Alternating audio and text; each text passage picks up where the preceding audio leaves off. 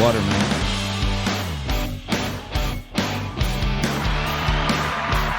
Give us some applause. How do I end the applause? Thank you. Thank you very much. Anyway, man, welcome to the show. So today we have Ben Payzant. Is it right? Close enough. All right. So you are filling in for your grandfather today, who is at the Iowa State Fair in Des Moines, Iowa, having a lovely time. But yeah, man, so welcome to the show today, and thanks for filling in for Jim. All right. So I guess it's going to be a relaxed day. We're just kind of going to talk about whatever interest comes to us. And we were talking about the Trinidad YouTuber where I grew up in Trinidad and Tobago, where my wife is also from. You met Sharmila. Mm-hmm. So I guess let's just watch a little quick video about 15 things about Trinidad and Tobago and see if we get something going from there. Or I'd say, since you used to live there, Yeah.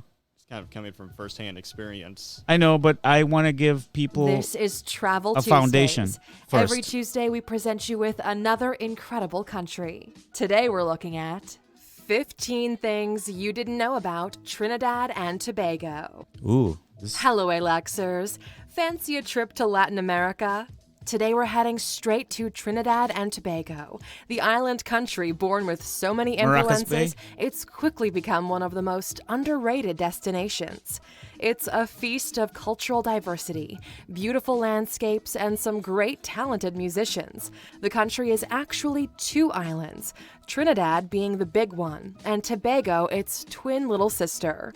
Their population is quite small, only 1.36 million citizens, but with so many influences, they are feisty, fiery, and very exotic. Ooh, To yeah. learn more about their culture, heritage, and amazing facts, travel alert, you might fall in love with this country after watching our video. Just don't say we didn't warn you. Number 1. It's illegal to wear camo unless you're from the army. True. Sometimes your clothes will always attract unwanted attention. If you're too bold, people will stare. If you're too naked, they'll judge. And if you don't know the culture, you might just break the law. In Trinidad, it's illegal to wear camouflage print outside of the army. Camo and army style is very loved by a lot of people, so you might want to drop it if you're ever in the I have country. a story about because this, camouflage print is reserved specifically for the nation's military. Number 2. The best cocoa in the world comes from right here. Facts. You would think the finest cocoa beans only come from Ghana, the Ivory Coast, or Indonesia. But in fact, the best cocoa beans are harvested from Trinidad and Tobago. Number 3. They have European, African, and American influences in all areas. Trinidad and Tobago is possibly the country with the most variety when it comes to influences. Since their beginnings, they've been under so many from many countries that it's become hard to pinpoint their true identity. They've been colonized by the Dutch, by Spain, by Portugal, by the French, the British, That explains our Venezuelans, accent. Amerindians, and West African tribes have stepped in there. 'Cause it's all the Since accents the country smashed is together. relatively small, you can see the influences in names, cuisine, music, architecture, or even traditions at every step. The national language is English, but most cities have Spanish names. It's a mix of all the best things. Number 4.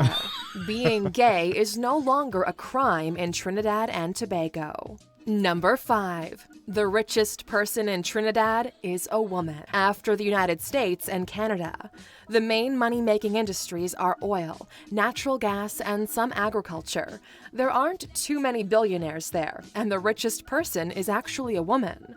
Her name is Helen Bagwan Singh. Or was that Number 6. But yeah, so Syrian and Lebanese drug cartels make around 20% of the GDP. Oh, well, that's an accomplishment. 20%. That's a quarter. That's literally a quarter of the GDP is drugs and trafficking. Something to put in there. Did she just put this in here, like 15 things you didn't know about Trinidad? So is this like a good thing? Is she appealing to like 20% of billionaires who might be drug cartel guys who are like, oh, this is a good place to live? In case you're... Cartel does a very good year. Entire country just celebrates. Oh, we boosted our GDP. Yeah. Up super high. I can't believe this is a upside. But again, she's targeting billionaires, and billionaires could be anybody. It could be somebody who's a drug dealer It could be somebody who got famous doing sports. I mean, or Jeff Bezos. I mean, really, a billionaire could be any kind of a human being, right? They could have become a billionaire doing 20% drugs and trafficking. And so I guess she's right from that perspective. But wow, I mean, that's not something I would brag about, but whatever. Hey, Trinidad, right? Way to go. Syrian and Lebanese drug cartels make around 20% of the GDP. Like any country that's above the developing stage, some crime and illegalities are present. In Trinidad, the biggest problem is with drug cartels, and unfortunately for them, they are ruled by Syrian and Lebanese immigrants. They're doing so well that around 20% of the hidden economy of Trinidad is related to the substances. There are two main drug cartels, the Syrian-Lebanese one and the Indo-Trinidadian one. And unfortunately, these drug cartels are so powerful, they're able to limit free market policies in health, finance, and land distribution. Number 7. Jack Warner has been accused multiple times of corruption. Jack Warner... Okay, was this video supposed to be like highlighting the things about Trinidad that you like? Or like, I'm trying to figure out her objective here. What does the title say? It says 15 things you didn't know about Trinidad and Tobago. And then when she started the video, she said, I think she said something along the lines, if I remember correctly. She said, here's 15 things you didn't know about Trinidad and Tobago. And I warn you that by the time we start and end, you could fall in love with this country. That's what she said at the beginning. Beautiful landscapes, high drug cartel crime. Right. Here's a politician who's allegedly corrupt is the next thing. So this is what, number 7. All right, let's finish this off real quick. It's getting boring. Is a well-known and respected man in Trinidad and Tobago. He's a politician, businessman, and football executive. Most people know him as a member of the FIFA Executive Committee and as the main suspect in the corruption scandal regarding the 2022 World Cup tournament. He's been accused so far about 10 times over allegations of corruption, money laundering, and bribes. That's not too bad. His time at FIFA has been very controversial, and it seems that he may have squeezed millions of dollars from it over the years. Currently, he's trying to clear his name because the U.S. is expecting him to surrender and address the criminal accusations that have been going on since 2015. Looking at his career and his $160 million fortune, he's probably guilty. Number 8. She went right for the jugular. The 2016 Olympics is hated. Pelosi's worth like $500 million. If you thought only football is... Yeah. Something like that, yeah. I don't know what it is, but it's a ridiculous amount. I always like when they try to make it sound like other countries only have corruption and we don't have it here. And I'm like, who made this video? There's only a female gymnast from the 2016 Olympics who is hated. What kind of a video is this, man? It's like... Okay. It's like if I wanted to show you Trinidad, I'm like, hey, Ben, come check out this video on Trinidad. And you're like, okay, corruption, 20% criminal GDP. What else you learn? Corrupt politicians. Maybe it'll change. Let's keep going. Maybe it'll change. Full of scandals and controversies? Well, you need to take a peek at other sports too. Gymnastics, and especially female gymnastics, is a very tough place. In Trinidad and Tobago, the only female gymnast that qualified for the 2016 Olympics is hated to death. It's all because she's Canadian-born and because she allegedly stole the qualification from her rival, who was actually born in Trinidad. There isn't enough evidence to point the guilt at Marisa Dick, but she also didn't win anything at the Olympics. Oh. Number 9. They have natural glowing pools. Never seen that. Tourism in Trinidad and Tobago is not the main industry. Although they're located in the Caribbean region, they're not as popular as other countries like the Bahamas, Jamaica, or Costa Rica. Those who choose to visit this underrated country are in for some major surprises. Underrated? They have beautiful exotic beaches, a lot of wildlife and sea life, great hotels, and most importantly, natural glowing pools. It's a weird and unique phenomenon called bioluminescence, and it's a defense mechanism of the plankton living in the waters.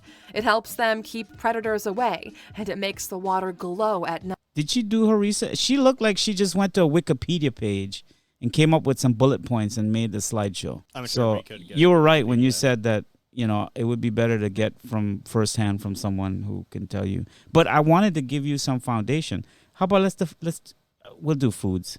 This one, what's this guy? 10 foods of Trinidad. There we go. That's more like it, man. That's the island right there. Hey, this is Kwame Onwuachi, and I'm here on the beautiful island of Trinidad and Tobago. I brought my grandfather along with me, who's from right here in St. James. The stuff that I know of my cuisine is just from what I have growing up. I want to get it all. I want to see everything that the Caribbean has to offer. There we go. This is more like it. So wake up super early to go to Rosie's Bakery, But I don't know a what Trinidadian pastry haven. I've been there. Man, that looks good. Now they have everything here. They have bakes in all different colors and sizes, from carrot to coconut to whole wheat to fry bakes. They do it all here, and this is Tobago's one-stop shop for breakfast foods. Say great. What fascinates me about this is just the texture of the bread. You know, they're able to fry this so far in advance, and it stays so fluffy. We spend the I'm getting morning with hungry right now. Rosie. He's making me hungry. I'm like, my mouth's watering right now, man. I could use some Trinidad food right now. Only 11. Yeah. Anyway, I get. For those of you who don't know, I'm fasting until tonight. It's a religious thing for my wife. Actually, if you're from Trinidad, you probably know what I'm doing. Today is some kind of a religious day. So Some kind of. yeah, I don't know much about it. She's the expert. I just follow instruction. But yeah, man. So what do you think about Trinidad and Tobago, where we're from? Beaches. Those look kind of cool. Yeah. You think you'll ever visit somewhere like that? Probably. Yeah. Okay.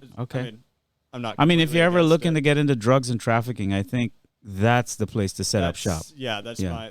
yeah. Some homicide. I mean, just some little stuff like that. I mean, I think you'll do well, man.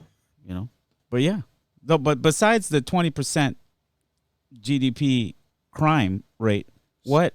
How do they track that? Do they just go to the cartels and be like, audit them? Get all their tax information. What's your revenue? What's your, output? There's ways to get that. I think they probably look at, well, how much somebody's got to be counting. I'm going to guess that the law enforcement probably look at, well, how much do we intercept and then count that towards, because I'm pretty sure when they confiscate this stuff, it doesn't stay in police lockup because there's a lot of drugs in the world. And I'm pretty sure these people find ways to get it back out and move it through. So police really, more than anything, act like a toll person.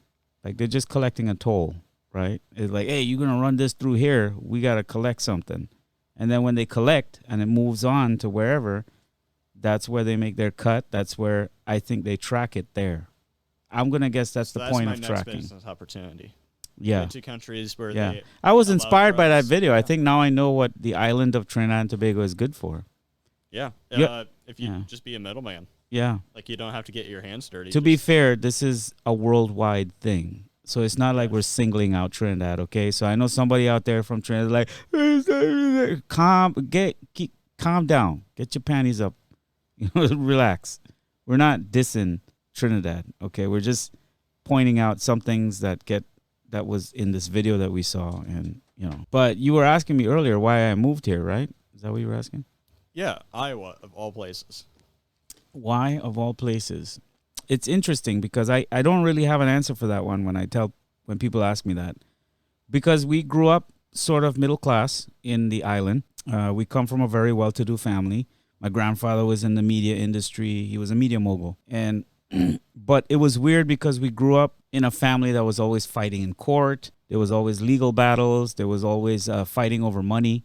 And because we were around that as children, it had an effect. There was some trauma there. So we grew up always seeing the family fighting, that we didn't, when the opportunity came for us to leave Trinidad, we felt like it was a way to start a new life, like to get away from all the family drama. So like where most people you'll meet, they're like, oh, we left our country because, I had to drag my way out of the canal and like crawl up to go get a glass of water. And then I got on a boat and I swam here. That's like one kind of immigrant. Like those do exist, like with the people leaving Cuba to come. But then there's the other kind of immigrant of people like myself, which is in high percentage, a high number of them, who grew up well-to-do. I wouldn't say well like rich, but like like middle class. We were okay. Had a house, we had cars, we lived well. But it was just the idea of starting over, starting fresh, and the fact that myself and my sister were born in Florida, so we were already born American citizens. So it was like my family had a foot in the U.S. and a foot in Trinidad. So it was.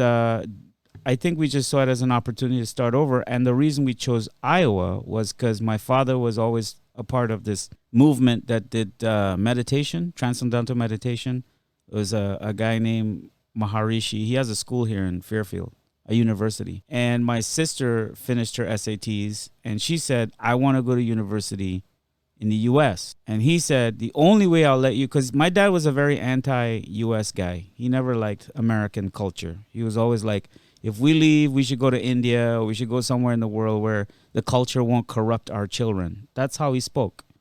And I was very Americanized because I grew up watching Knight Rider and Mr. T, and I was I pity the fool. That was me. I was into the American culture and gung ho about it, and also because deep down I knew I was born there. That's where I was born. I was born in America. Why can't I go back to my home? And so I was always, as a kid, like, just getting on my dad about it. And then my sister too, she joined in and said, I want to go to school in the U.S. And so he said, well, if I take you guys there, I'm going to take you to that place because that's the only place I would trust, because you'll have a foundation, you'll have some culture, because Americans have no culture. And he really believed this. He really felt like that's why they're always like animals all over the place, killing each other and stuff. And I mean, I get it. He was a concerned parent. And he was more concerned that we had an ethic and moral foundation versus just going to live somewhere that we thought was nice, right? And of course, as we grew up, we realized, it's just like any other place. It has its problems, just like anywhere you live. But that's the story of how the journey started. And then some things happened to us when we were there. So because, remember I told you about the legal battles, our house got raided by the entire police force. Like when I say the entire police force, like Trump's raid was probably on the same level as the way we got raided.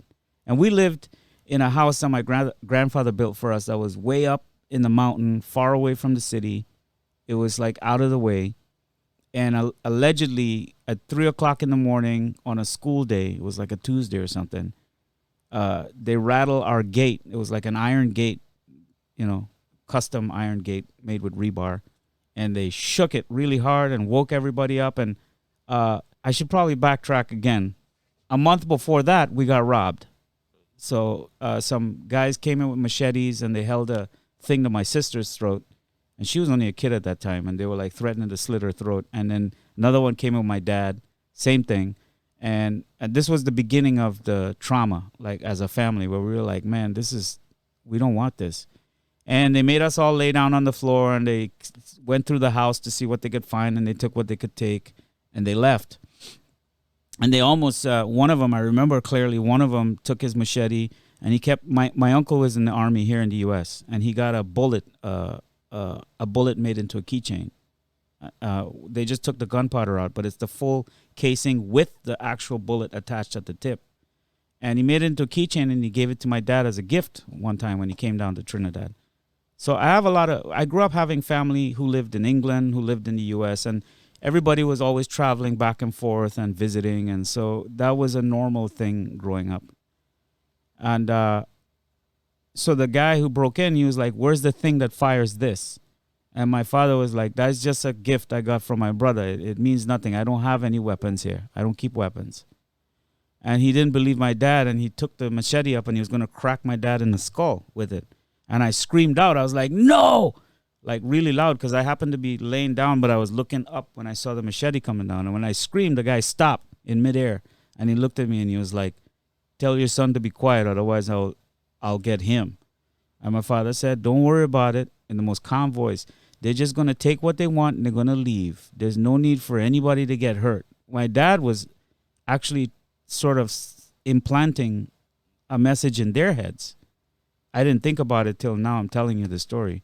Because the way he spoke, it was almost like he was just subliminally telling them, like, take whatever you guys want. It's not worth doing whatever you think you're going to do. And they did. I mean, they isolated my mom in the room. It was a very traumatic experience, man. And then, and I didn't realize it was in me until later on when I got older and I thought about it. That's why I'm so feisty, because I remember all those things. And I'm so like, you seen me, like if even at work, if something happens at work, like I get like I'm ready to tear down a building. And I think it comes from that experience of going through feeling helpless and hopeless and about to lose your life and somebody's robbing you, taking something and making everybody feel like their life hangs in the balance, And so they leave and they took like a small TV. My uncle brought a small TV that plugged into a cigarette lighter, and they took that and they left. They couldn't go far with it because I guess we started screaming from the top of the balcony to the neighbor down the hill, and the neighbor called the cops. And then the neighbor shouted up the hill. They say they don't have a car, so they're not going to be able to come until tomorrow morning. But I guess, remember I told you my grandfather was a media mogul, so the last name is recognized, Chookolingo. So when the police station found out about that last name, they got a hold of a car and said, hey, are you in that area? Because they just got robbed. And so the police did show up a couple hours after. And so because of that, they left all the stuff in the... So we got everything back that they took, which was minimal. They threw it in the canals that were going down the hill, like the drains that they... concrete. They had them in plastic bags and dropped them in there. So we got them all back, and then we made a report and whatever, and we got over that. And then about a month later, the police show up to the story I began telling initially, and it was the entire Port of Spain Police Department. When I say the entire department, it looked like an army was because they were lined up from the top of where the house was. I'll see if I can find a picture where the house was, but like on top of the hill, lined up all the way down, straight down, like almost about a quarter mile long of just buses and cars and all this stuff. And they shook the gate. My dad wakes up. He goes to the door, and they shine a flashlight in his eye, and they tell him, open up now. We're here on a warrant. And he's like, a warrant for what? And they just show him a paper, and while they're showing him the paper, they flash a light in his eye. He said, I'm not opening this gate. I can't even see what you're showing me. They're like, if you don't open it right now, we're going to have to break down this gate. And they had some guys there with like grinding wheels and stuff to cut the gate. It was insane, man. They come back and they tell him if he doesn't open up, blah, blah, blah, blah. So my dad said, listen, I'm going to open the gate and I'm going to let you in. I don't know what you're showing me right now. I can't see it because you're flashing a light in my eye. On the condition that you cooperate and you don't scare my kids, because my kids are all little kids and they go to school in a few hours. If you can promise that you won't enter my home violently, I will open the gate. And the guy said, yes, I am constable, whatever, and I will cooperate as long as you cooperate. They had to like throw it back on him. He's like, yeah. And so they come in and then they all flood the house like a raid. Like literally the Mar-a-Lago Trump raid took place in my house as a kid. Now, the way my grandfather built our house, it was like 3 stories high. It was like a mini mansion, right? It was a big house. And we used to ride our bicycles inside the house. That's how big it was, like a huge. So it was like a warehouse, echoey, and they come running in. And when they come running in, everybody runs in. They all isolate the kids in the room, so we're all isolated. And then they take my mom and dad to one place. And then my dad said that they told him, we have a tip that you guys are running, that there's at 20%. That you guys are doing drugs and ammunitions. And he was like, who gave you this tip? And he's like, that's anonymous. It's an anonymous tip. And he said, so you're telling me an anonymous person could call you and tell you something and you act on an anonymous tip? Where's your evidence? Where's your probable cause? And they didn't have an answer for him. They just said, we have to protect our sources and all this crap. See, this is why the legal system, this is why I grew up with such a mistrust for any system. I don't care if it's America, India. I don't care. Like wherever I go, I don't trust a system because guess what makes a system? People. And guess what people can do? They can be corrupt, right? People are corrupt, dude. I'm sorry. There's good people and there's bad people. And so that's why I always make it a point to investigate stuff and to look into stuff. And I'm very passionate about it because I went through it. I grew up in it, right? So that was the second catalyst to why we wanted to leave. And then the third catalyst was the infighting with the family and all that stuff. And so it just built this momentum in us where we were like, we just want to go. We want to get out of here. And Trinidad is a beautiful place. I mean, it's a great island. There's great beaches. There's stuff to do. And now that I'm older, the few times I have gone back, I have enjoyed some things that the island had, like waterfall, all this great stuff that I didn't even know existed because I was so caught up in that drama of growing up in that. And so when this opportunity came up for my sister to go to the school here in Fairfield, we took it. And that's how we moved to Fairfield. And we started out in a little trailer park. And then we sort of worked our way up to a house and then kept going from there. And he did buy some land, too, when he came. But then we lost the land because they only paid half the money down. And there was a clause written that if they didn't pay it off in, I think it was like 5 years or something, they had to pay it off. If they didn't pay it off in 5 years, they would forfeit all the money or they would have to sell for whatever they can get. And so they took the latter, which was sell for what they can get. And so my parents, unfortunately, didn't have a very good pattern history of financial. They were always living on the edge is how I looked at it. They were always moving from the next crisis to the next crisis. And that I think that's how most people live, honestly, from my observation. Everybody's always living from one crisis to the next. So that's the other reason why when the whole COVID thing happened, I did not give a shit. Like everybody was calling me like, Mahesh, I lost a grandfather from the virus. And it's like, I don't care. I'm sorry. I'm not trying to be heartless or cold. I'm just saying that from my perspective, growing up and seeing how the world is always in crisis, the news, since I was a kid, CNN would come on and there was always some Bosnia or, some crisis. Iraq war, the first one with the first Bush. Like, I've seen all that stuff growing up. The AIDS epidemic. I was going to school when AIDS was like a thing and they were scaring the crap out of us through school. I was just so tired of it. Like, guys, I don't want to live my life being afraid of crisis. I would much rather face whatever crisis head on and deal with it. And I don't want people telling me what to do and telling me how to live because I grew up my whole life being forced upon all these things, right? So, like, that's why I fight so hard for, and for other people to feel empowered, you know? Anyway, man, that's kind of a backstory of how I got to live, how we came here. And so sometimes you may live in paradise, which Trinidad is a paradise, but we ended up leaving because circumstances pushed us down a path to getting here.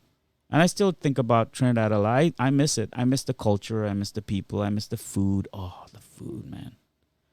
You know. But you don't like burgers and fries? I have indulged in burgers and fries. I mean, if you live and work in the United States, you cannot get around it. You will, unless you're a hardcore vegetarian, which I have been in the past. But if you're busy working like the jobs we do, sometimes you're going to have a moment when you have to collapse and eat a burger and fries, man. It just is what it is, you know? Yeah, man. Go ahead. What's your story? How did you move to America? It's kind of easy. I've always been here. Nice. Yeah. All right. Yeah. Iowa, it's kind of boring, honestly. It's not as exciting as, say, Trinidad or basically anywhere else. But I'm kind Pull your mic in. Yeah. But it's not a bad place to live in. It's pretty cheap for what you get. Like, the housing prices are very reasonable compared to, say, California or New York or basically anywhere else. I just know those are some of the highest prices, so I picked those. Yeah, it's kind of nice, open land. Yeah. There's not that much with it, so. Yeah, sometimes boring is nice. And when you live a life where you're constantly, like I just described to you, where you grow up where everything is hectic and everything's always so crazy and your world always so crazy, you like boring. You grow an affinity to it. You like being alone. You like being in silence. You like that there's less traffic. You know, you like that there's a big cornfield up ahead, and then you drive through cornfields for 2 hours, and then, oh, here's a city, and then you're back in a cornfield again. I love that. And for the same reasons, I have worked all over the U.S. when I was younger, and I was in the military at that time. I did do a lot of contracting jobs, and the way I roamed America was very, very openly, meaning like I never felt like anything tied me down somewhere, which it didn't. You know, everybody was living where they were. My parents were in Fairfield, and I just jumped in my pickup truck and I drove to another state where a friend was, and then I happened to get a few jobs there, and I worked there, and then I moved to a next same, and I repeated the same pattern, and through that I got to travel and meet America, like the real America, like the diversity and the mixture of all kinds of people and culture. And it does something to you when you see that America, because you realize it's not what you see on the TV. Like when I watch CNN or Fox or any channel and I see a perspective coming through the screen, I'm like, that's not the America I know. That's not the people I talk to. That's not the people I meet, see, friendships I've built, the things I've seen. It's nothing that's coming through that television. And that, for me, is what makes it easy for me to be like, yeah, okay, that's an opinion, and I move on. Because I'm like, I see the real America, right? And that's also why I think I have an upper hand in knowing the pulse of how the country is, because I don't see it from the lens of the media or social media. I see it from the lens of I meet people every day. I go to the gas stations. I talk to people on, there's another app called Community, or is it Nextdoor? I think it's called Nextdoor, where neighbors get on there. And there's all these little groups people get on and talk about how they think about stuff. And when I've traveled to places, people have been very hospitable to me and like, oh, yeah, you could take my bedroom. You know, like nice people, man. Most of this country, or any country actually, most people are good people, you know, from my experience. And so that's why I always call bullshit when any government, I don't care if it's the American government, the Trinidad government, Indian government, Venezuela, any authority who wants to put their foot down and say that you have to do this because I say, I'm going to say, fuck you. I'm sorry. Excuse my language. Because I have seen enough shit and been through so much and seen so much to tell you that I'm going to call shit if I think, if it doesn't make sense, if it doesn't add up, then why am I listening to you? Who are you in my life? Really? What did you bring to the table for me?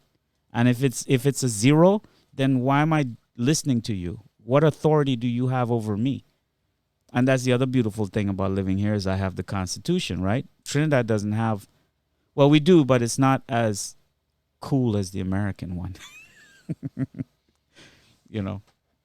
And so that's why I call bullshit on a lot of things. Even when BLM started, listen, I've experienced racism. I have experienced prejudice in America, not just in America, in India and in Trinidad. Like I've personally felt what it feels like to be judged or treated a certain way because of how you look or maybe where you come from. So that's why I always, when I see this BLM thing going on, I'm like, they don't care. They don't give a frick about you, man. They're not out there marching for any kind of justice. They're just out there for a political end so that their party or their group gets in office and pass more laws and more policies that affect them. Though the same thing that they claim they're fighting for, they're voting for it, right? They're going out there and promoting these politicians who passed all the regulations that have caused the problems we have today. And then want to come to me and talk about, Mahesh, you're being insensitive and you don't care about Black lives. And no, fuck you. I'm sorry, but this is just my raw gut feeling. Fuck you, because you don't know anything about me. You haven't had a conversation with me. You haven't even spoken to me or asked me, like, what have you gone through for you to say the things you're saying? That's why I'm so vocal online and with people I meet who act holy. Like they try to act like, I stand with this cause, and so I'm a good person because I'm Black Lives Matter. Or even Back the Blue is bullshit. Anything that you latch on to act like your cause is like the shit, you're not a real person because you're not dealing with the human aspect. You're not one-on-oneing with each other, right? You're just joining a band and then screaming at the other side. And to me, I don't like that. I personally don't like that. That's who I am. That's all I am. That's Trinidad in the mix, how it ties into all of this. But I don't know, man. I'm sorry, man. I'm just going on and on. I get a little passionate about it. No, it's interesting to hear. I lost friends when this COVID thing happened. I lost a lot of people, dude. People would call me and say that you're a Nazi. It's somehow because I happen to support a particular candidate who I'm like, no big deal. He's just a candidate, just like any one of them, right? It's America. You have freedom. I could go vote. I could cast my vote for a dog or a unicorn if I wanted to, because that's my right here. It doesn't mean I'm going to end a friendship or relationship with someone over something like that, because I'm like, hey, I like this dude's policies. You like that dude's policies, and we'll duke it out at the polls, and may the best guy win. I leave it alone. And if your guy won, great. I just want to see some results in 4 years. That's it. And if I don't see it, guess what? I'm going to vote somewhere else. And that's it. It's just simple. It's not complicated, right? I'm just like, it's just a simple thing. I don't see it as a reason to give up a relationship or stop talking to your family members or shunning them. It is stupid what's going on right now, man. It's silly. That's why I got involved with this podcasting thing, because I was just like, man, I don't like it. It feels almost like we're pushing a country on the brink of dividing itself for no reason, because a few people that are up at the top said, oh, that guy says he hates no choice. And then boom, head to head. And if we all stopped and talked to each other, we realized that we all want the same things. We all want to feel some dignity and room to breathe and good education and good health care. And we all want those things. Doesn't matter if you're a Democrat or Republican or a liberal, whatever you call yourself. We want the same things. We're just fighting over tribal shit. Like, oh, this blue guy, I want this blue guy. I want this red guy. No, I want the guy who's going to do what I want, what I voted for. That's it. I don't care if he's an asshole or he talks the way I don't care. The reason I don't care about political correctness much is because I have watched political correctness destroy the world I grew up in, completely. People being nice and trying to be proper and, I don't want to hurt feelings, but behind your back, they're doing the most evil shit. Like, going to the court and filing a lawsuit against you, and then all of a sudden when it gets to court, you're finding out but that person didn't come across that way. They seem like they were nice. There's a lot of hiding behind veils, and I don't like it. And Trinidad culture actually plays a part in that, because the Caribbean culture is very abrasive, very open. People show up and they just say, hey, boy, you're looking fat, man. I ain't seen you in a long time. Oh, you get real fat. If you say that right now in America, people will be like, oh, you're fat shaming. And they shun you. They throw you away. And they treat you like you're this evil person. But that's just how people talked. And nothing wrong with fat shaming. And if you feel ashamed to be fat, then go exercise. Stop eating so much. I get fat shame all the time from family and cousins and people I talk to. They're like, oh, look at you, man. You got big from the last time I saw you. And I'm like, okay, cool. I could do two things. I could be depressed and sad about it, or I can be like, you know what? I'm going to try to eat healthier and exercise and whatever. And that's the mindset I think everybody should be in. Don't let people control your emotions by saying something. And that's why I love the Caribbean culture for that aspect, that they don't hold back. They come out swinging. Like, man, how you been? I see your wife leave you. She went with another guy. How you doing? You all right? You surviving? With a smile on their face. And you have to be like, man, it hurts like hell. But yeah, man, I doing good, man. I'm drinking my little babash and thing, and I good. I don't know. That's how I grew up. I have a friend who stopped talking to me when this whole COVID thing happened, and he started calling me a Nazi and telling me that I don't care about people, because by me not supporting this whole lockdown and vaccines and all this stuff, I'm encouraging people to die. And I thought that was such a silly thing to say, especially since you didn't take the time to have a conversation with me, look into my history, try to understand my thought process and why I think how I think. You went straight for the jugular. You went straight for like, you're an evil person because this. And when I saw that you did that, I'm like, then you're not a friend. You're just somebody who was waiting for a reason, looking for a reason. to not be my friend. And so when I saw that, I was like, there you go. Take your reason and you can go your way. Go live your life. I'll live mine. I'll be fine. I took a lot of courage and tenacity and will to get here on my own. I think I could go to the remainder without that friendship. So in many ways, the whole lockdown thing was good because it caused people to really figure out who people were for real around you. Like you got to realize who were really your friends and who were really like stabbing you in the back and not really like looking out for you. They were actually just secretly like, man, I hope he fails. He's probably watching this right now going, man, I hope this thing flops, whatever he's doing. Yeah. You know? And that's when you start kind of seeing how people really are. And that's sad because deep down, I'm the kind of person, and I'm sure you are, most of us are. Your grandfather, Jim, is that way. That's what I love about Jim is that he's always like, man, you're going to succeed. You're going to do great. Like he's always talking in that way, right? Because in his mind, he's like, there is no failure. I mean, yeah, you'll fail, but you're learning. Every time you fall down and you get up, you're learning. You're the literal guy. Yeah. I remember, so one time I was working with Ben on this job site. Oh no.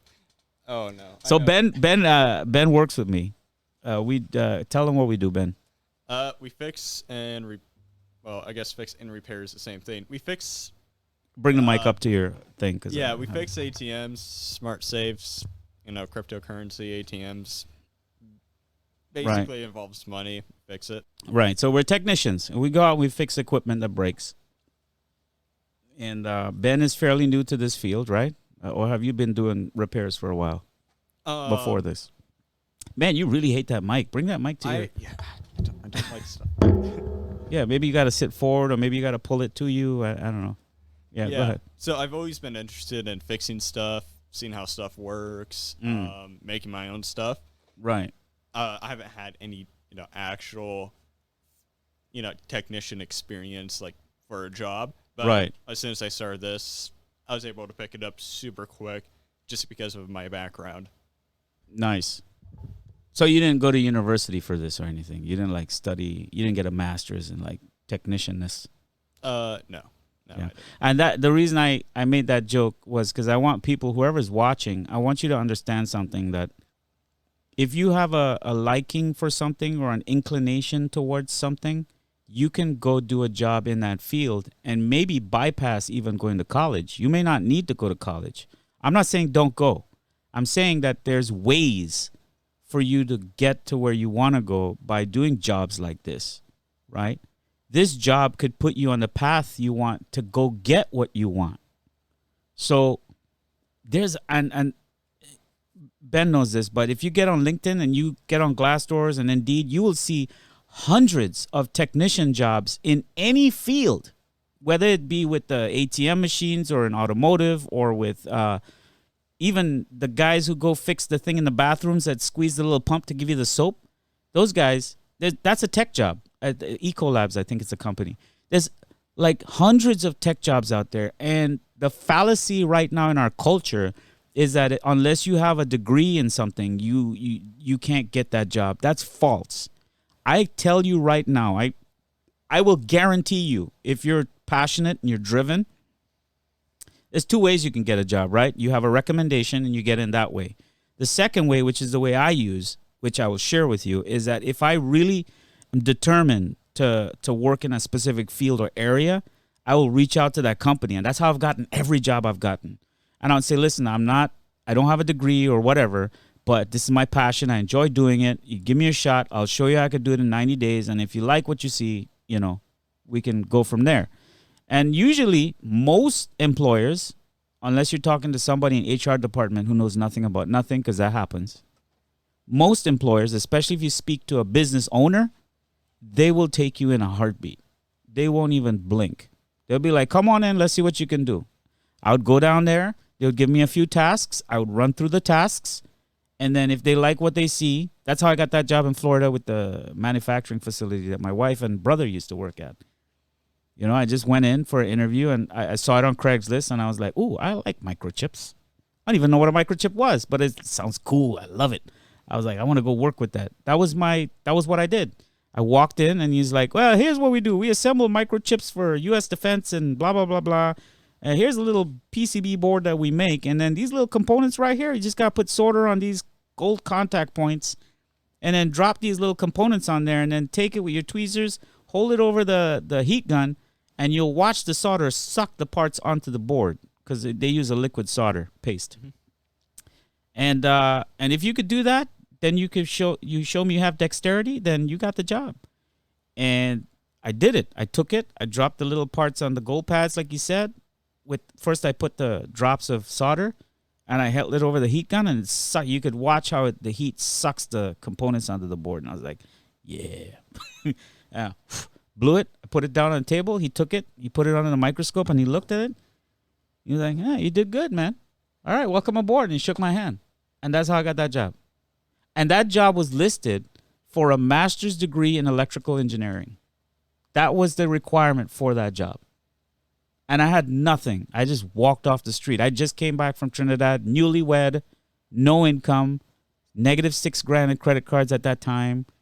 Yeah, you see a pattern here. Now I'm negative 17,000. But at least I have a house and a truck this time. But I'm working on that. And again, your grandfather is helping me tremendously with that. He got me involved with Primerica and a few other different things to try and get it worked out. And we're working on it. I'm disciplined. I'm following the program. I'm doing what some things creep up, but you're always going to have that. So, and the key is discipline and focus, you know. And also, a lot of my money went into this stuff here for this investment, right? So, I'm looking at it like, you know what, I do have debt, but at the same time, I have to make that investment work somehow. So I'm also committed, and I have to do the work because I'm like, damn, I'm in the hole right now for this. So I got to work my ass out of this hole, you know. That's how I got started with podcasting, because I was like, I gotta keep consistent. I got to stay consistent, you know, and that's the key. But you brought up the desk keys. Oh, the desk keys. I was going to say what Ben did. So Ben and I started working together. We went to a job site, and I'm trying to do my best to train him. And, you know, I'm not the best of teachers. But I didn't know that Ben has a mind that takes things literal. I didn't put the pieces of the puzzle together yet, because you do have a literal mind, right?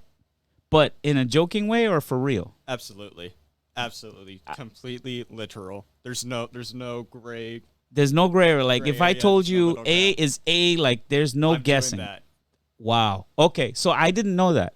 So when I was like talking all like street talk. I was like, yeah, man, get at it. Tear it up. Like, you know how when you get in the fighting ring and boxing, people's like, man, tear it up. Tear it up. Like, beat that guy. You know, like, so I was trying to egg you along when, so this envelope has these keys that we need to program in the pin pad. And so I was trying to egg you on and saying, yeah, man, tear that shit up. Tear it open. And I thought you were going to tear the envelope open to get the desk keys out. And you were looking at me for like a minute. You were looking at me for like a minute. And I was like, what is this kid looking at me for? And you like paused. And you were like, okay. And then you just tore the entire envelope up. Into little pieces. I'm like, what are you doing? So these things are very secure codes. Yeah. And I assume that we already put them in, or I don't know. When I heard tear it up, I was under the assumption these are secure codes. We probably don't want people to also use them or get hold of them, anything like that. Well, we got to use them first, which is why they were in here. Yeah. Good thing we had backups. Yeah, I did have backups in my van. Yeah, so I was tearing it into little pieces, basically like a paper shredder. Yeah, that's my fault because I didn't take the time to get to learn how his mind thinks, but I did that day. I learned that day for sure. Let's just say I was a little bit more careful after that point. So, hey, we all learn, man. It's a learning process. But yeah, that was a joke. But it also speaks to the fact that sometimes we get carried away inside our own selves that we forget that other people think differently about things. And that's why conversation is important. That's why taking the time to get to know someone, where they're coming from, how they think, why they think the way they do is important. Because then you avoid tearing up important nuclear codes. That I made a Trump joke there. But yeah. So that's it, man. Let's see what else he's got in this video. Let's see. Some food doubles. The beach. We stopped by this small family-owned roti shop where they have so many different types of roti that I've never even heard of before. One of the reasons why I came to Trinidad in the first place was to eat roti. It's my earliest food memory. When I think of Trinidad, I think of roti. This is the first thing that comes to mind. Man, I'm so hungry right chicken. Now. This one has bones in it. I like it that way because the bones have more flavor. And my grandfather gets curried conch. And then we share some bus-up shot in the middle. Bus-up shot. All right, enough food, man. I gotta fast until tonight. But yeah, man, that's Trinidad. That's the backstory of the hero's journey. I was in the military too when I came here. I joined the National Guard. So how they did it was, if you wanted to make extra money in the National Guard, like, because I was unemployed at the time when I was in, so the Guard would pay me like $200 to train on the weekend, which was like every 2 weeks, I think. So it was like twice a month. And then if I wanted more on top of that, I had to go work like at the base doing something. And they came up with, helping the recruiter out. So I got to work with the recruiter. Todd Sackman was his name. And we would go to high schools for ROTC, and we would do these little things to like obstacle courses with the kids and show them how to throw people down on the mat and all that stuff. You know, try to impress kids. They're like, yeah, join the National Guard. And some of the kids would come be like, why would we join the Guard? I'd join the Marines. You guys suck. Hey, we got all kinds of abuse, man. But it was cool. And then we went and picked up this Humvee that was like decked out with like TVs in the back and like said National Guard across the side. It was this cool Humvee. And we would take that to schools. It had a PlayStation in the back too. And we would take that to parking lots in schools and try to get kids to come up and play the PS2. And I think it was PS2 at the time. And we talked to them about joining the Guard. And that's what I did. I think Jimmy was there. I think we went to Ottumwa High School. I think that's where I got Jimmy. And that's how it went. And your grandpa, he met me in Fairfield. I was in the military at the time. And he came in one day. I think he was doing a presentation, a Primerica presentation for my parents. But my parents were so dumb. They didn't know anything about what he was talking about. They were like, my dad kept saying, like, my son's on the way. Like, he knows what you're talking. I have no idea. Because I had read Robert Kiyosaki's Rich Dad, Poor Dad by that time. And I was doing a course by Anthony Robbins. I don't know if you know Anthony Robbins. He's like this motivational speaker guy. He's pretty famous now. He's like and I have another friend in Fairfield who got me onto Tony Robbins. His name is Donald Kihenja. He's actually the guy that got me into the self-help thing. But I didn't realize, this is why I think there's like a force outside in the universe, like a God or something. Because if I look back on my life and I think about how I fell into stuff, like if I didn't have the right people come into my life when they should have, I don't think I would be here talking to you right now. I really don't. I think I would either be dead or in prison. Because I was very volatile. Like I had a lot of issues, man. I mean, I used to get in fights. I used to break stuff. I still do sometimes. I ain't gonna lie. There has been moments when, the wife says something and you're like, ah! And you just punch a hole. I'm hitting this wall right now because I don't want to go to jail. And I patched up the wall. But so there are anger issues I am working on and working through, and I am seeking out help. And I think everybody goes through some level of it. Everybody has something that they deal with internally from childhood, from whatever they had, whatever traumatic.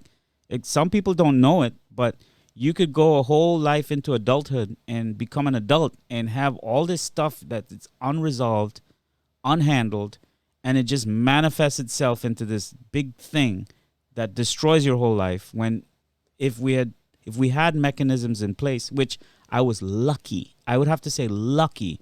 I had people like your grandpa and my friend Donald and a bunch of other friends I can't even begin to name who were slowly like guiding me in this direction. Like, hey, read this book. Hey, why don't you come to me to this meeting thing I got going on over here? Hey, why don't you go play Frisbee golf with me? Or like little things. And it just added up to like therapy, if you think about it. Even this kind of is therapy for me. I've been probably talking more than you this whole time. Sorry. But Probably. I have. Okay. I'm used I to have. talking of you talking more than me. So Yeah, I know that. I have to work on that, and I have to change that. So, but that is the business I'm in. So, go ahead, man. Tell us a little bit about you, your background. What'd you grow up? Any traumatic stuff? We could cut that out. So, can we edit it out? Who are you asking? I don't know. My fake producer that's over there. We're gonna cut this out? How's that? Testing? Like, Much better. how about now? Perfect. Oh, okay. So I can, Yeah. lean back. Yeah. But yeah, man. Go ahead. How did you? You were telling me how you ended up in Iowa. You were born here, and then what? What was your Grew up defining? with it. What was your defining moment? Like as a kid growing up, what did you have to? What tribulations did you face that were character defining moments for you growing up? If you had to pinpoint a few, you don't have to get too deep. You could be surfacey with it. It's fine. I'll grant you that. Think of it like a movie. Your life's a movie, man. You've had pivotal moments in your life that made you the man you are today. Well, you're still developing. You're not fully there yet. Oh, but yeah. We all are till we die. Yeah. But, yeah. I mean, I'm more than fine talking about it. I just don't want to do it on here. Oh yeah. No, you don't have to. When I mean talk about it, don't talk about it in a way where you're giving me details of like, well, this person did this to me. No, I mean like, well, there was these experiences I had where and you can generalize it, where you don't give too much detail. It's kind of specific. There's I can't steer. So away you from have had moments that were somewhat maybe, I don't want to say traumatic, but like more influential in pushing you in a direction in your life or sending you down a path that said, this is what I want to do or this is where I want to go. Yeah. There's definitely some really bad stuff, but also some like good stuff. Okay. I've always been interested in making stuff, seeing how stuff works, everything like that. Then I realized in first grade, oh wait, my name is Benjamin Franklin. Bam. That's how I got interested in engineering. And then my first grade teacher, she actually gave me like a bag full of like Legos and like these other like building blocks and some other stuff like that because she knew that back then I wanted to be an inventor because I didn't know that's actually what an engineer does. You know what it was, right? What was that? I said you didn't know what an engineer was at that time. You just I called it inventor. So that's definitely been the biggest thing that helps me to narrow down my path into engineering. Or if it's not engineering, it's making stuff. Whether I actually do continue to pursue engineering, which that's the plan as of now, or if I go into like software stuff, which as of right now I want to avoid at all cost because that doesn't sound like a fun time. So have you been doing any software development? Why have you decided that software is not for you? Like what was the trigger moment? Well, I learned programming for my robotics team in high school. Right. Yeah, out of obligation because there's no one else that would do it. Right. Yeah, and it was. It's just not something I would like to learn it, and I still try to learn on my own free time to work on the projects I'm working on. But it's not something that I could pursue long term. I feel I would just get way too burnt out. Staring at a computer screen for your entire day. Which I do quite a bit, but I'm typically working on something else. It's not just I'm the same way. Yeah. I'm the same way. I also did some programming back in the day. I didn't go through school for it, but I started trying to teach myself because I thought I wanted to be a programmer. They make a lot of money.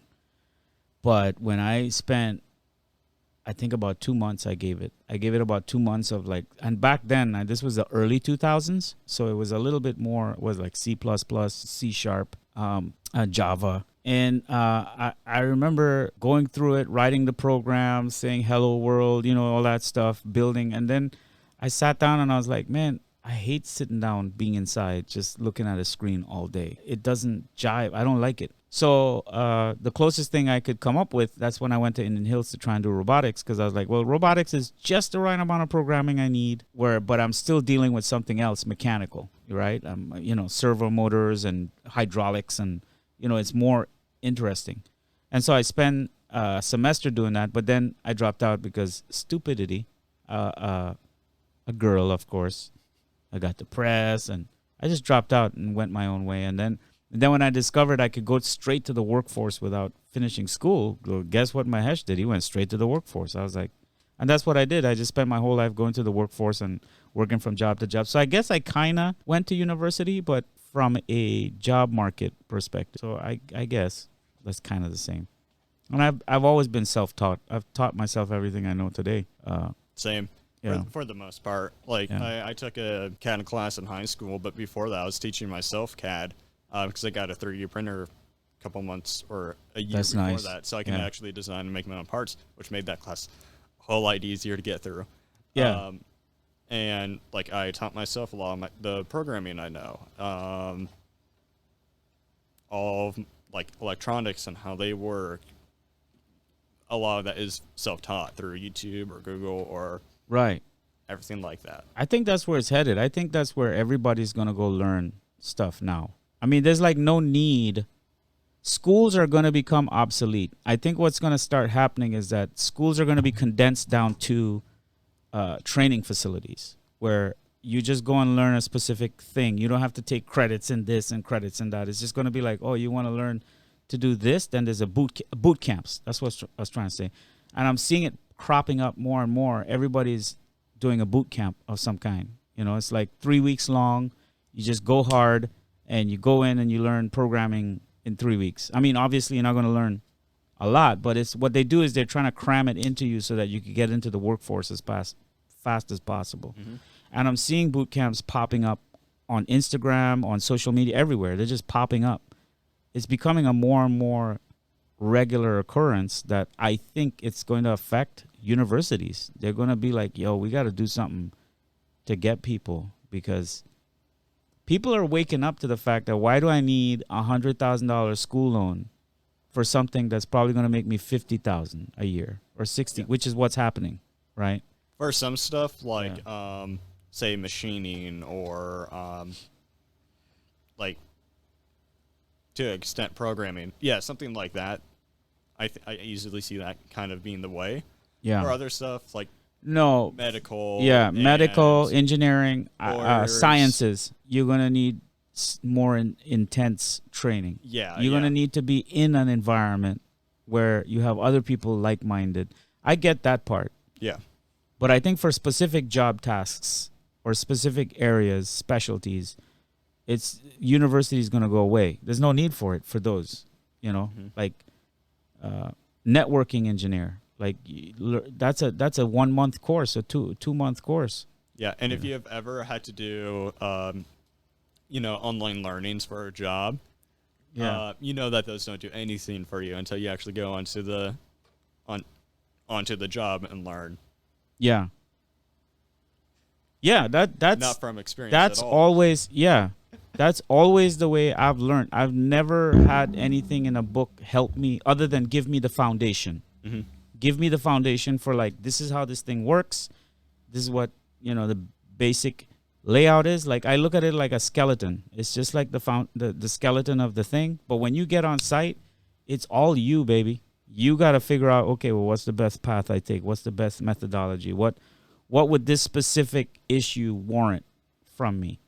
And then you start thinking in your head. It's almost like a meditative process you go through, because now you start thinking, okay, well, what's the best application for this specific problem?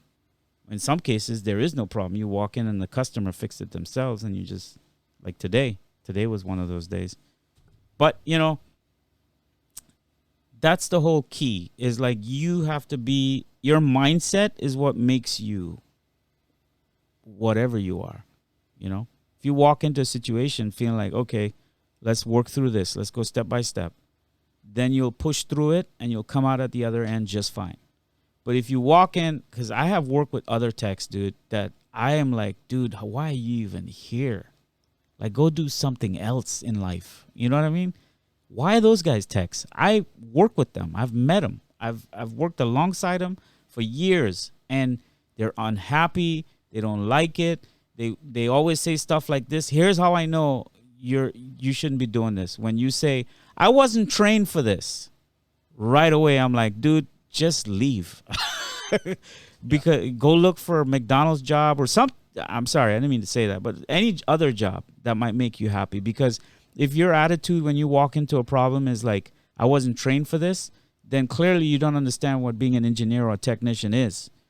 you're there because you are supposed to work through it and figure it out because somebody else couldn't, right? So you got to get in the mindset of like, well, I'm here to figure this out. And no one else was able to do it, but I'm the guy for the job. That's why I'm here. And I didn't get trained on this equipment. I don't know anything about the anatomy of how it was built. You literally have to open the equipment and reverse engineer as if I was the manufacturer and I built this thing. Whoa, how would I build it? Well, and then I work my way back. And then if it's a power issue, you check the outlet, then you work your way forward, you check the power supply, then you come forward, you check the piece, right? You know that generally speaking, there's like a general way these things work. Once you have the general, then you know, okay, now I can narrow down to, okay, let's try my method. Then once you try your method and your method's not helping, then you go a little further in, you're like, okay, well then, let me see if I could duplicate the problem and see what's caught. You know what I mean? So like, there's these stages or patterns you get into as a technically minded person that you don't care if you've not been trained. That's irrelevant. Because at that point, it's all up to your skill of you being the human being. How do you solve problems? How do you try to figure out a problem? That's the method. Like, how do you figure out, like, okay, I got a problem here. Where do I begin? And then you kind of just, and sometimes you'll show up, because I've had those days where, maybe you just got a lot of stress and you're dealing with stupid shit at home and you're 17 grand in debt and you're thinking of all this crazy shit in your head and you show up and your mind's just blank, and you're looking at this equipment. And then sometimes to ease my way into it, I would have to like use the equipment, just kind of just use it so that I get my brain to come back down to like, hello, Mahesh, come back down to earth. And and then I would see the screen and see the thing, the whatever the defect is, and I'm like, oh, I'm here to fix this. And then I snap myself out of it. So a lot of being a technician or a technically minded person is adjusting your attitude, adjusting your mindset constantly. It's like, maybe that's why I like it. I like it because it keeps me out of trouble, in a sense. It keeps me always coming back to like, dude, life sucks right now, but let's try to fix something that we could fix. Let's try to take control of something that's in front of us. And I think that's what makes me a good tech. I think. I might discover something else tomorrow, but I don't know. What's your take on it?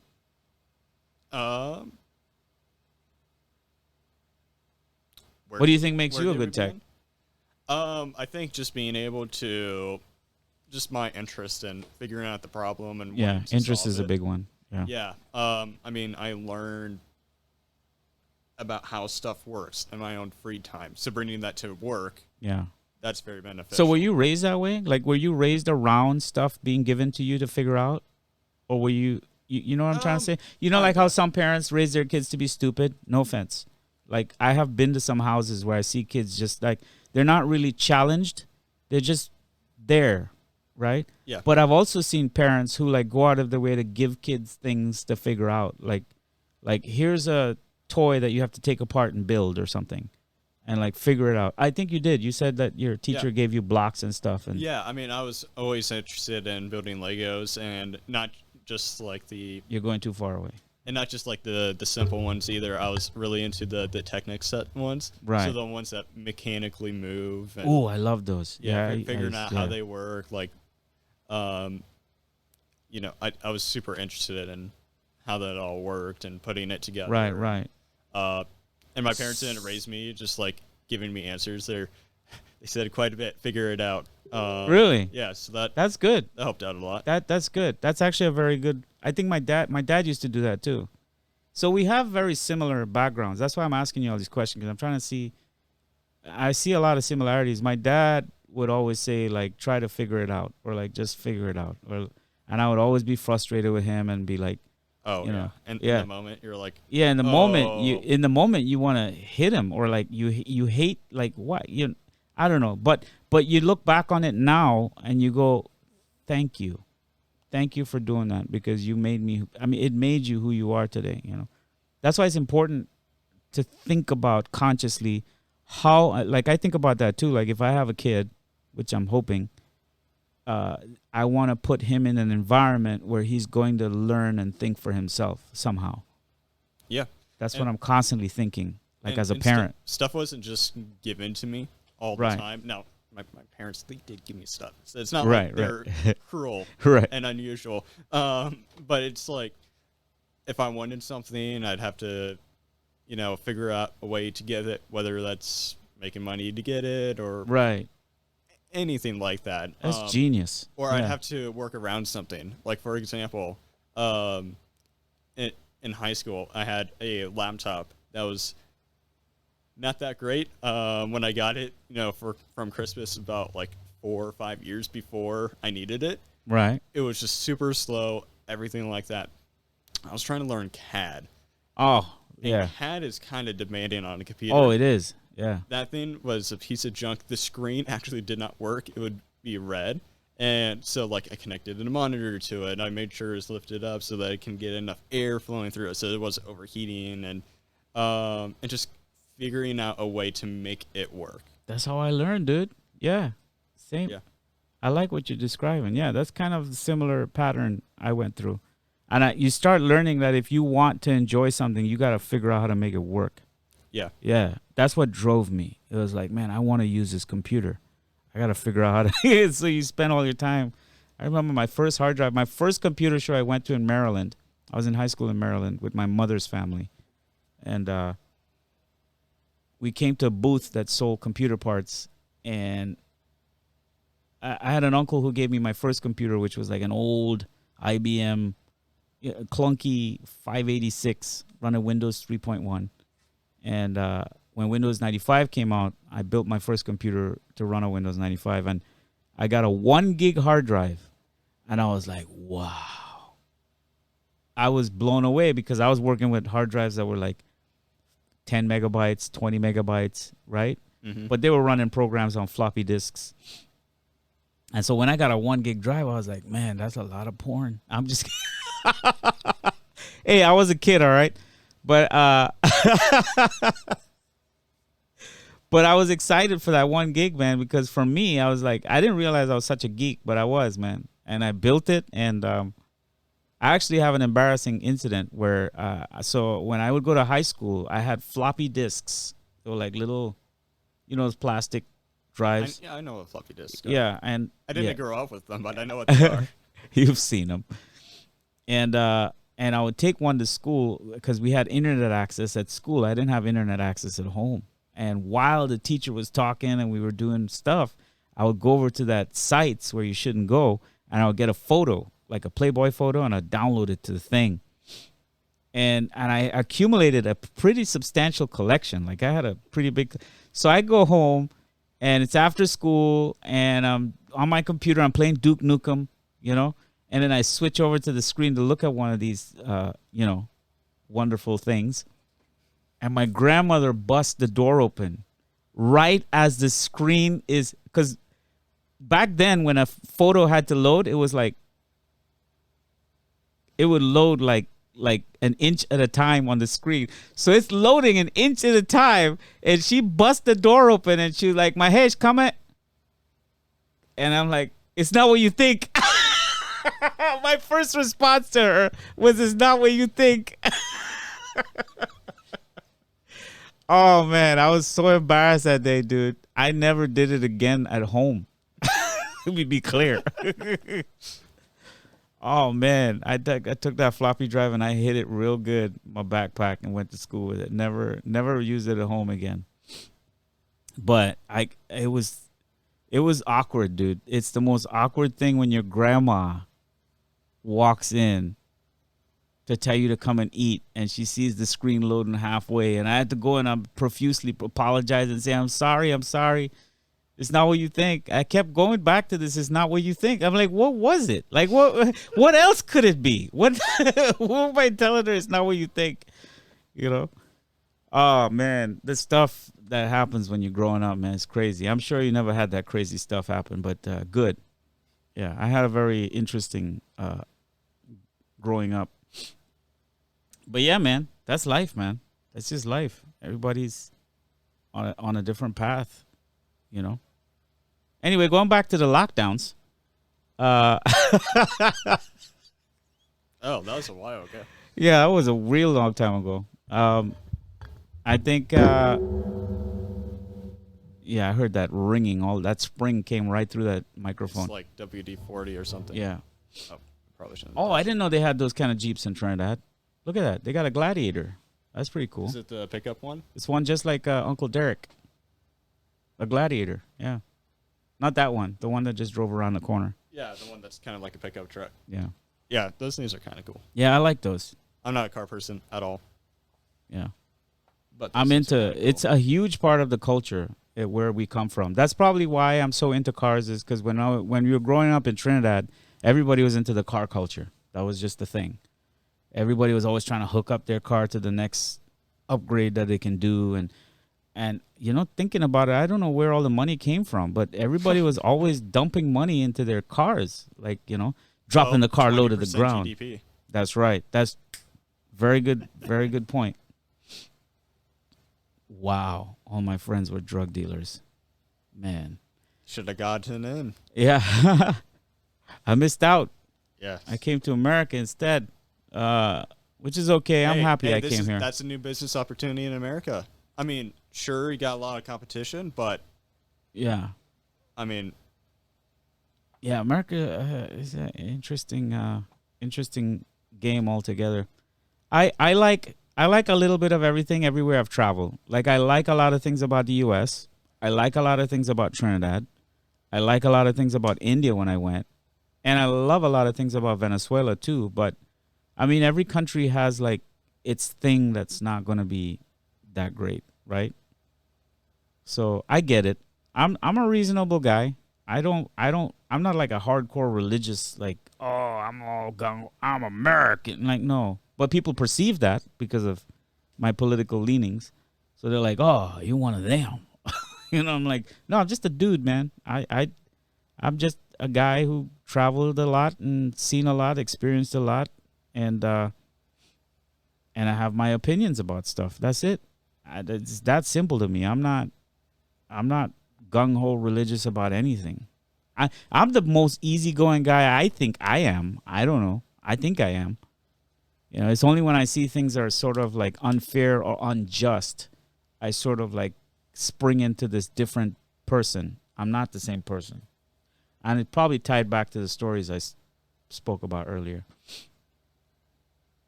I can't be complacent, And it's because I have this confidence in me that I know wherever I go, I'll thrive. Like, I'll make a way. I stand up knowing that.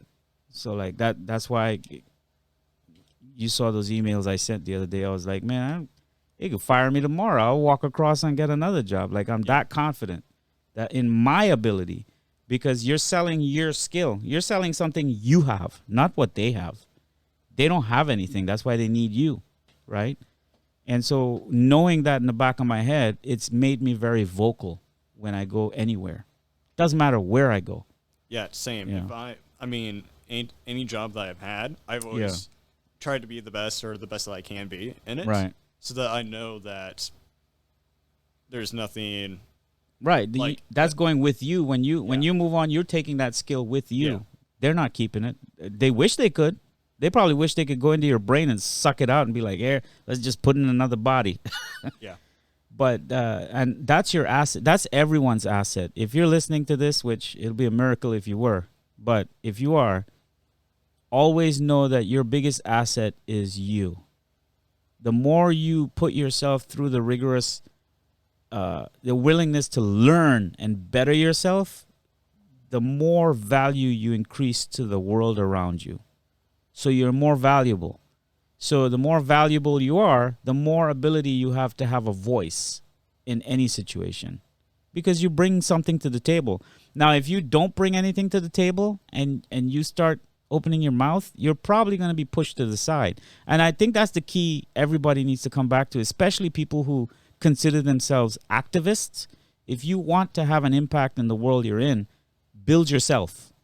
Because if you build yourself and you build your skill, you build your ability and your capacity to do a bunch of different things and learn and grow, then now you have something to stand on. Then now you can empower yourself to make a difference in the world, both by the actions you take and your speaking ability. So, Anyway, that's just something I wanted to give to the Cryptic Hodlr crew out there. Anything you want to tell anybody? Because I think we should wrap up soon, unless you want to talk about something. You better talk about something because I've been talking too much, Ben. God. The pressure's on, Ben. People are watching. Ben, tell Mahesh something. So if Trump had 13 cases of unclassified, unclassified or documents. Yeah. He should have brought the aliens, the stuff about the aliens. Yeah. Yeah. I thought about that too. One of the biggest disappointment about Trump, he didn't declassify the alien documents. Yeah. Yeah. Yeah. It's like. But upon further research, and that's just a joke, guys. He's just kidding. But the more I dug into it, here's why I got pissed off about it. First of all, you heard my experience with the police raiding my house when I was a kid. So there's that aspect. Is that I know that there's so much corruption in the world right now. That you got the whole thing that has been going on for years in this country of politicians and judges and lawyers and prosecutors and rogue police who have been abusing the system, putting people in jail. Trying to adjust this without it going gong. Yeah. But I'm fighting a losing battle. Yeah, we are. Anyway, that's a whole other topic. I think we'll get into this on another episode, but I want to wrap this one up with Ben, thank you for filling in for Jim, and I appreciate you being on the show and look forward to having you more, and hopefully you'll have more content to share with us at that point. If you become more brave enough, I guess is the word. Is the word brave or confident or what am I looking for? I don't know. I just have to find a topic that interests me. That's important. Find a topic that interests you and bring it to the table. He's an up-and-coming engineer in our school system. He works also as a technician with me, so I know him personally, and he does very well. He's a great guy. Very likable. You can tell. You're looking at him. And ladies, don't even think about it. No, I'm just kidding. Think about it, but make sure you're the right lady. That's all I want to say. But, all right. Thanks for being on the show. And anything you want to say, anything you want to plug? You want to tell them about where they can find you if anybody's interested in communicating or seeing your projects? Do you post any of your projects you work on your Instagram? Not at the moment. Not at the moment. But I might be starting something soon. What's your name on Instagram? That's more of like a personal Instagram media. Okay. Yeah. All right. I mean, I don't. You should probably make a separate one that's public, like a Ben Engineering or something, and where you post all your photos of the stuff you do and stuff like that. That would be something to consider because you do have to build a portfolio as you're going into that field, so that people can look back and be like, "Oh, look what this kid did." Yep. So that's the new world we live in. Everything is digital. Everything is online now. Everything has to be out in the open so people can kind of showcase what you can do. Yeah. And then somebody will be like, oh, this kid could probably work on what I need. Yeah, I don't have anything up right now, but it's actually in the works. All right, rock and roll, my friend. I guess we'll wrap. That's a wrap. Talk to you on the next one. Thank you.